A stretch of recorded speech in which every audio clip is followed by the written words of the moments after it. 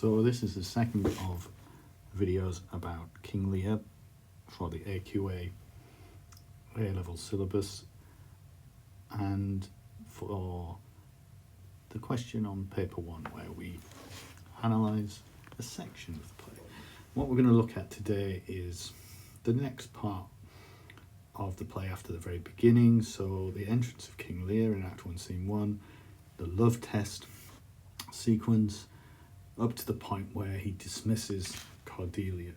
This sequence was included on the 2022 paper from lines 78 to 119. I'm going to start a bit further back at line 33 to cover a touch more of this key moment in the play, which will be obviously useful for your understanding for the other type of essay as well.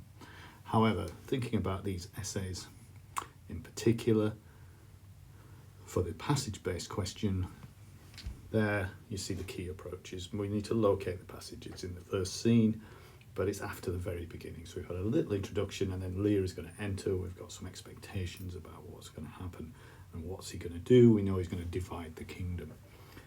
In terms of the basic narrative of the sequence, we'll see that the king enters, he speaks to his daughters, he takes their speeches from first Goneril, then Regan, who tell him how much they love him, and he divides the kingdom up according to how pleased he is with their speeches. He then says what he says will be the best portion for Cordelia, and expects the best speech from her, but she says nothing. And he, after a few tries, loses his temper and sort of violently curses Cordelia and tells her that she is no longer his daughter. So we'll look at that. We'll look at what we learn about the characters here. We'll look at the themes that are developing very quickly. We'll look at how language and structure are used by Shakespeare to emphasise his points. We can think a little bit about how this scene would be performed and how it fits in with our tragedy concepts. So this is where the scene shifts from that very opening moment where Gloucester is talking with Kent and Edmund's present. Suddenly loads of other people enter according to stage direction, although a production could decide to have some of these people on stage in advance if they wished, but usually there's a big sort of sense of occasion, trumpets blowing, the king's coming in, it's a ritual. Although of course many productions now tend to use modern dress, and so they might not quite have that same formality. Because of that, they might reflect that slightly modern view of the world.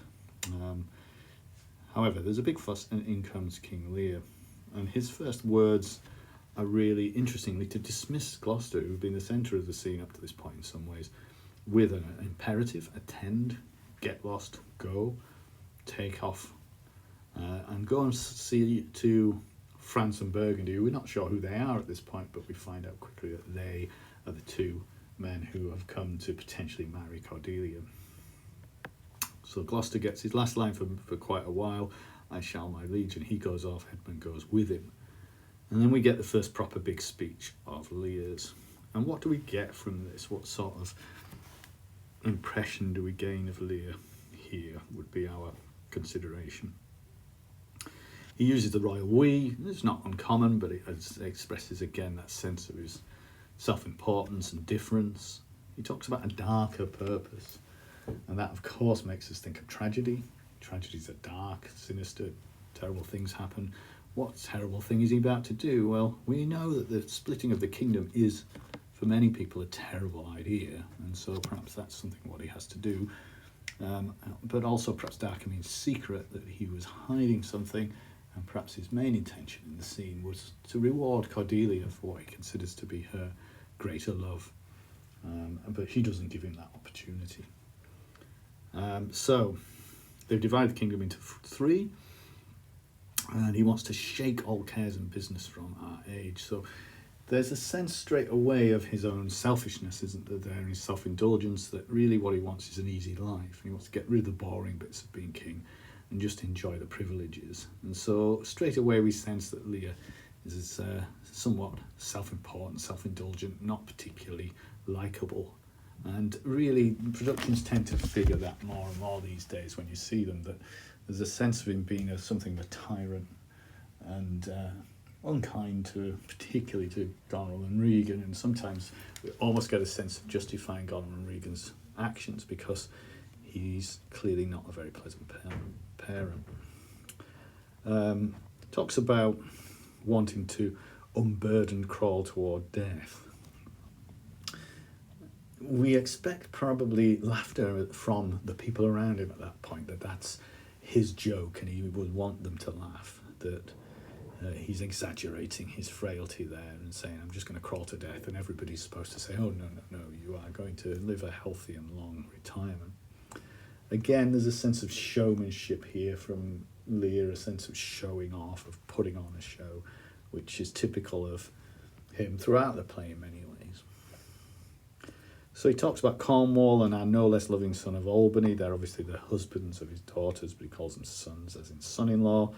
And he says he wants to publish the dowers to prevent future strife, which has some sense to it, that a king, while he's still alive, might try to indicate what he wants to happen after his death so that there's less confusion. And, Shakespeare's time, people were very aware of the problems caused by monarchs dying and not always leaving very clear instructions as to what's to happen next. There was a big fuss throughout Shakespeare's early adulthood about what would happen when Queen Elizabeth died, because she had no heir.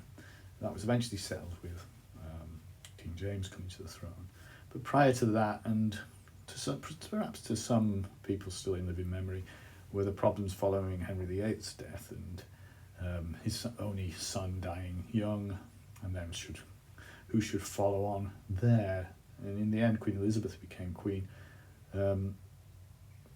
But there was some doubts and confusions. There was even an attempt to install somebody else before Queen Mary took the throne. So it was as part of the culture to have a discussion, debate about what happens after a monarch dies. And there was a sense that it could cause potential strife, as he says.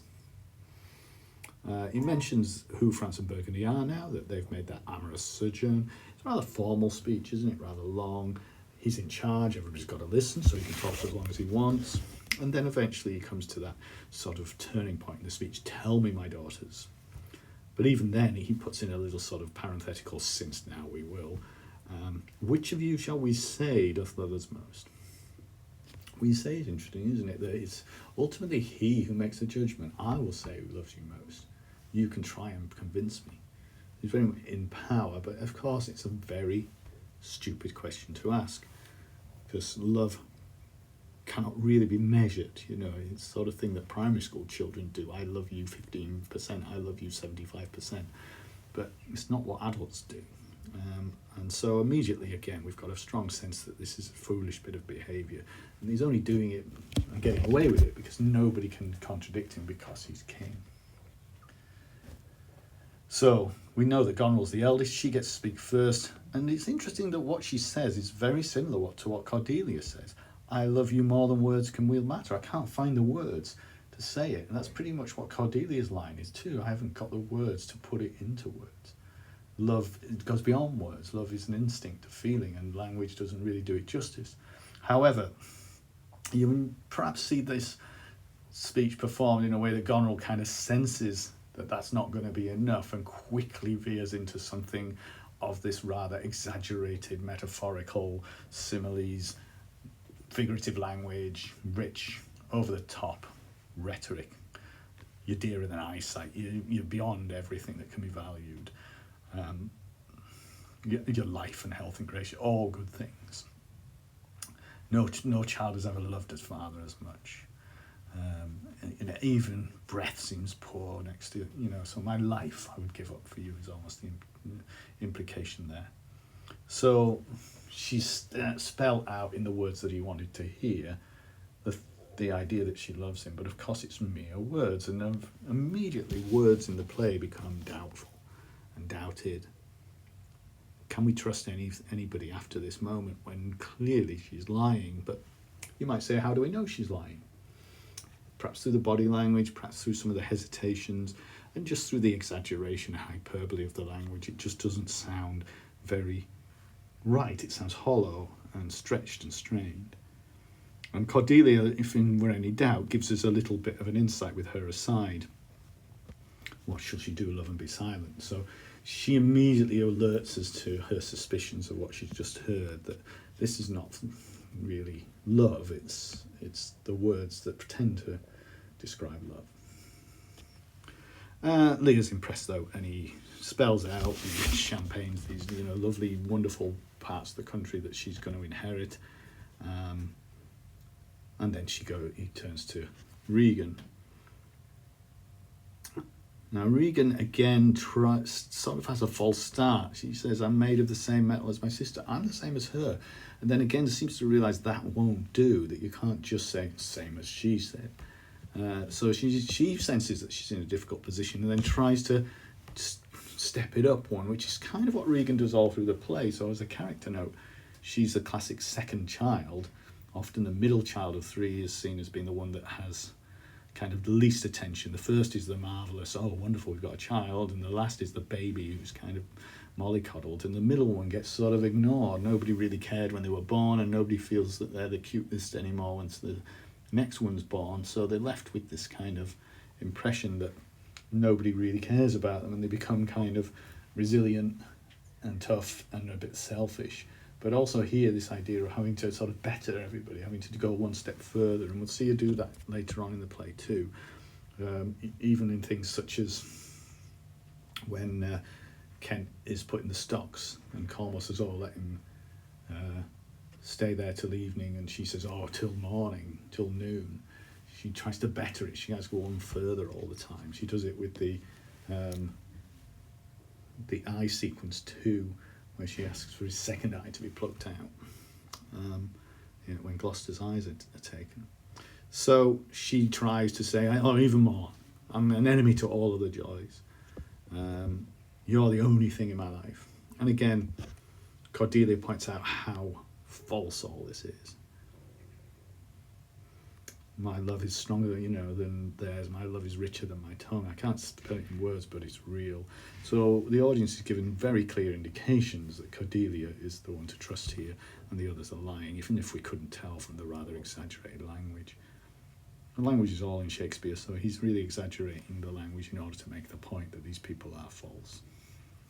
Again, Lear talks about how wonderful the stuff that he's going to give her is. He's very pleased with what he's heard, and she's going to get equal amounts. But then it's now our joys. There's a real turning point in the scene there as he turns to Cordelia and expects to receive the best speech of all. He expects her to repay his affection with doubled, trebled affection, if he can measure it like that, which he thinks he can.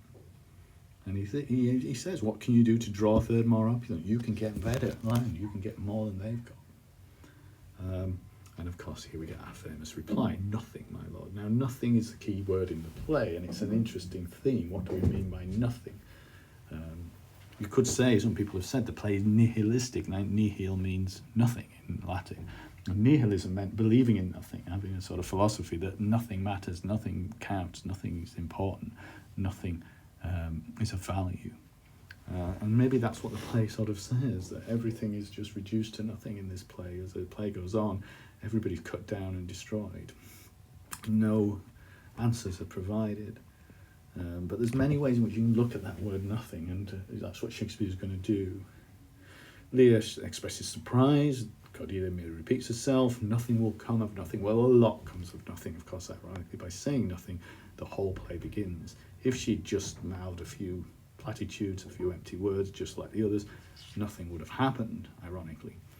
Nothing that terrible, perhaps. Certainly Cordelia wouldn't have been banished, and she would have been around there to protect Lear from anything that happened badly between him and Goneril, and then Regan afterwards. She does try and explain, unhappy I am, I cannot heave my heart into my mouth. It's not very different from what Goneril said. I love my, but then she says, according to my bond, which sounds, here's the question, do we really actually like what Cordelia says there? Because that sounds rather sort of functional and a bit cold and unkind to say, I love you according to my bond, as if it's some sort of agreement by trade, that I owe you something because you lent me some money or something.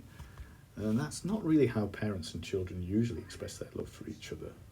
Even if language has been devalued somewhat by what's been said, surely she can find a better way of saying it than that. Again, it seems, and you can decide how quickly, as a director and a performer, how quickly Lear loses his temper here. But it seems likely that at this point he's still rather even-tempered, and he says, have another go, try again. He's still encouraging Cordelia to give it one more go and to get what he thinks she deserves. And so she does make a long speech, one of the longest speeches in the play, certainly so far, and actually overall she doesn't have many. But she goes very factual and rather technical, and you begot me, you bred me, you love me, just facts, just information. She has a point, when I get married, she says, I'm not going to love you all, I'm going to love my husband as well. These are logical and reasonable things to say, but are they unnecessary? Are they not really polite?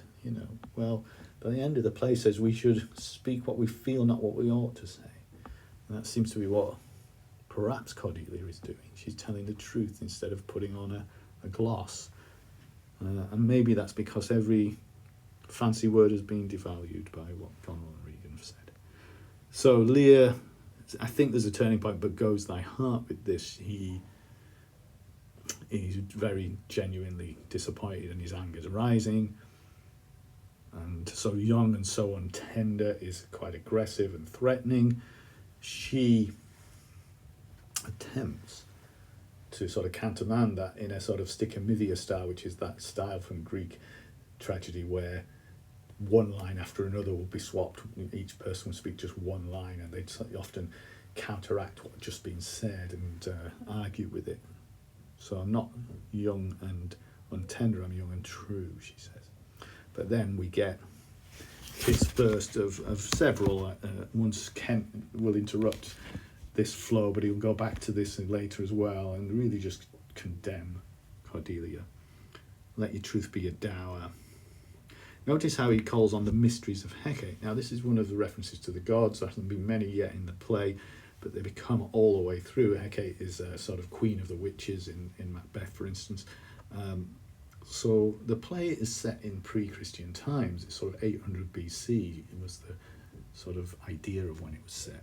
And so that means that they only talk about gods, never God.